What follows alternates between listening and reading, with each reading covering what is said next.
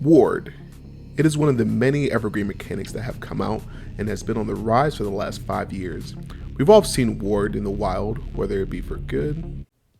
Yeah, I think I'm gonna target your Sagmeral Witch. I don't know about that, my boy. You at 4 life right now. I don't think you really want to target it. Or for bad. Yeah, I think your commander's doing a little too much. I'm gonna go ahead and remove your Boja. Ward 3. What the? Love it or hate it, it's here to stay. And I'll spare you the old man yelling at clouds, because that doesn't really benefit anybody. But what I'll do instead is give you some history, some background, and some suggestions. The year is 1993. You just rode on your DT bike through the town to go to the comic store and pick up the newest release of X-Men. And after chatting with the store clerk about recommendations, you end up being convinced to buy a $2.45 Alpha Booster pack of a new card game called Magic the Gathering. After opening it, you see a card called Black Knight that has protection from white creatures and First Strike. And you also start to feel like you kind of got ripped off, because where's your dragon that you were promised? But you were excited to play with your D&D buddies nonetheless. Protection, according to Rule 702.16a, is a static ability usually written as protection from X. Typically, people use the acronym DEP as a guideline for X, D standing for damage, E standing for enchanting, B standing for blocking, and T standing for targeting. Everyone was affected by protection, including yourself. So if you had something that fit within the protection, let's just say protection from red, and you had that in your hand and it was a red card, you could not target that thing as well. To no one's surprise, protection did have a really good run within the pro scene of Magic the Gathering. Baneslayer Angel is a 5 cost 5/5 with flying, first strike, lifelink protection for demons and dragons. Was a card that struck fear into many during the Pro Tour scene. Another notable card would be Etched Champion, is a 3 cost 2/2 with Metalcraft. It says Etched Champion has protection from all colors as long as you control 3 or more artifacts. And one of the more notable ones is Burrington Forge Tender.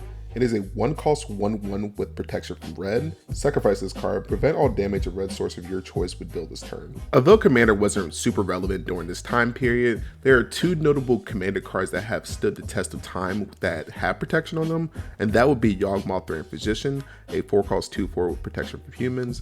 And then there's Progenitus that has protection from everything. That is a card that actually does exist.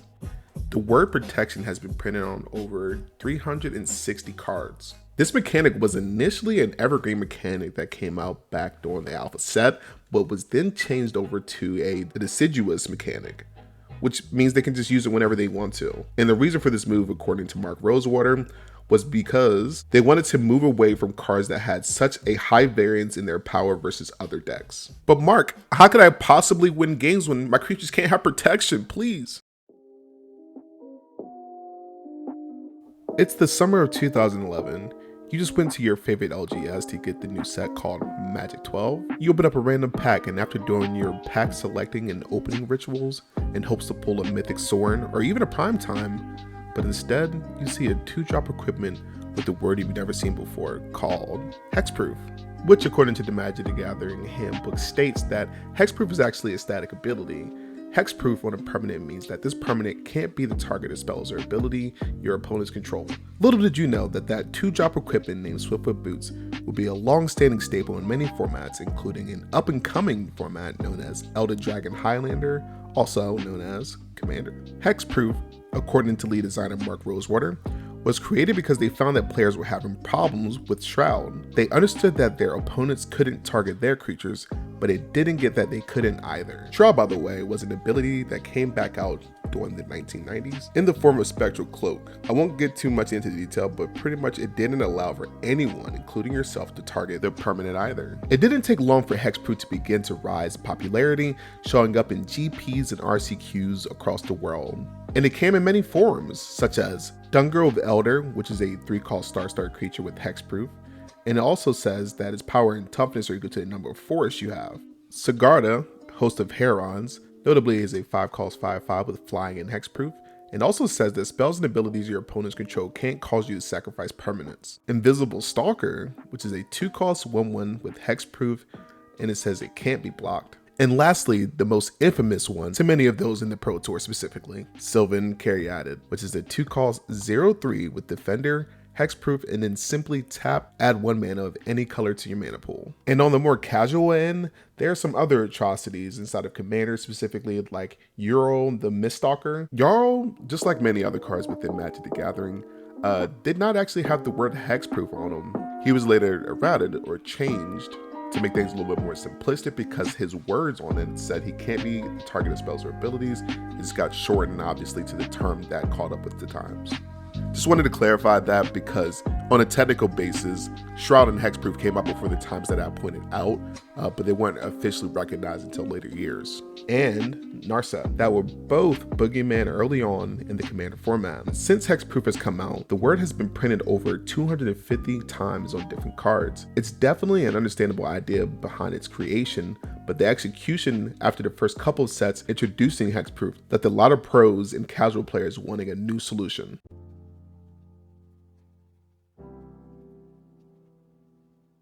The year is 2021. Given that the pandemic hasn't completely lifted, you will finally succumb to your friends. I don't know, man. I think you really love Magic if you tried it, and you finally ordered a draft booster box of Strixhaven. After it had arrived, you had begun opening the packs, sifting through a bunch of cards, and you stumble upon Sedgemoor Witch, a 3-drop human warlock with Menace, Ward, pay 3 life, Magecraft, and it says whenever you cast or copy an instant or sorcery spell, create a 1/1 black and green pest creature token with whenever this creature dies, you gain 1 life. At the time, you didn't really know what any of that meant, but the card looked sick, and some years later, you would definitely come to respect the word ward, according to the Magic. And this was a solution to fix hexproof because there was a cost associated that people could do a workaround to still target your permanents that range from mana value increase, so to pay an additional 2 to 3 mana, and even a myriad of different things that could range from discarding cards to paying 3 life, and all was fine with the world, or so we thought. And as far as competitive representation, as far as word goes, it's never been, oh, never mind, here we go. Give me one moment, let me go ahead and read these out for you. The first one I'm gonna mention is gonna be Patchwork Automaton. It is a 2-cost 1/1 with Ward 2, and it says whenever you cast an artifact, put a +1/+1 counter on Patchwork Automaton. Next up, we have Rafine Scheming Seer. It is Esper. It's a 1/4 with flying and Ward 1.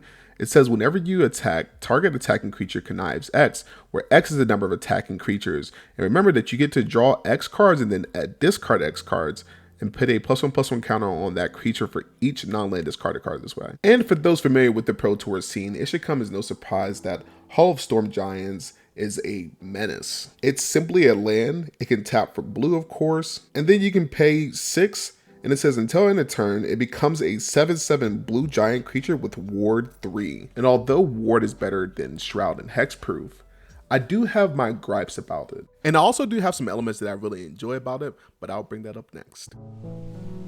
A lot of my opinions regarding this mechanic pertain to Commander specifically. I'm sure some of the things I'm going to say ring true in other formats as well, but I just wanted to throw that out there. So my first part is, I do not like the fact that Ward is almost outpacing a mechanic that has been out since 2011.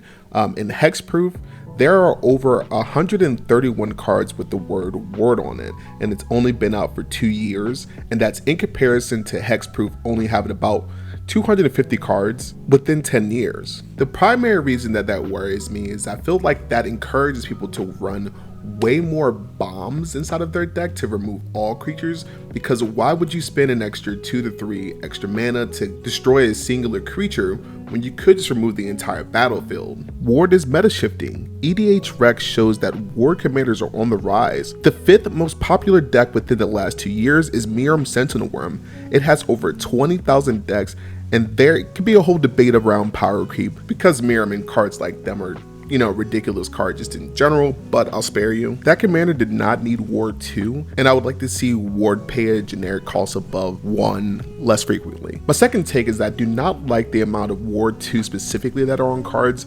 You could say Ward 2 or higher, but Ward 2 makes up about 50% of all Ward cards available. Now, as far as positive feedback is, the cards that actually have Ward pay a different cost that's associated with just playing the game in general, like the pay 3 lives, the discard a card.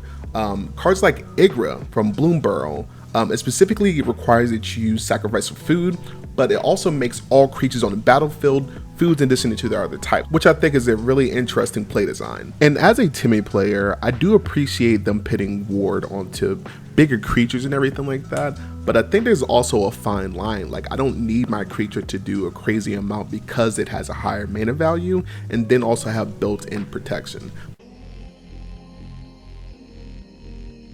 And that is where we're going to end this video for today.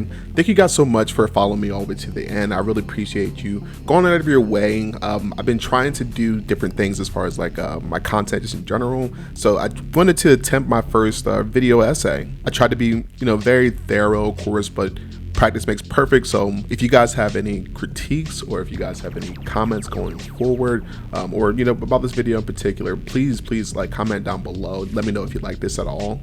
Really helps out a lot.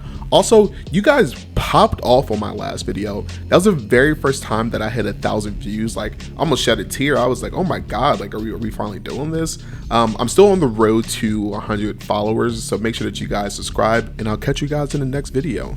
Take care.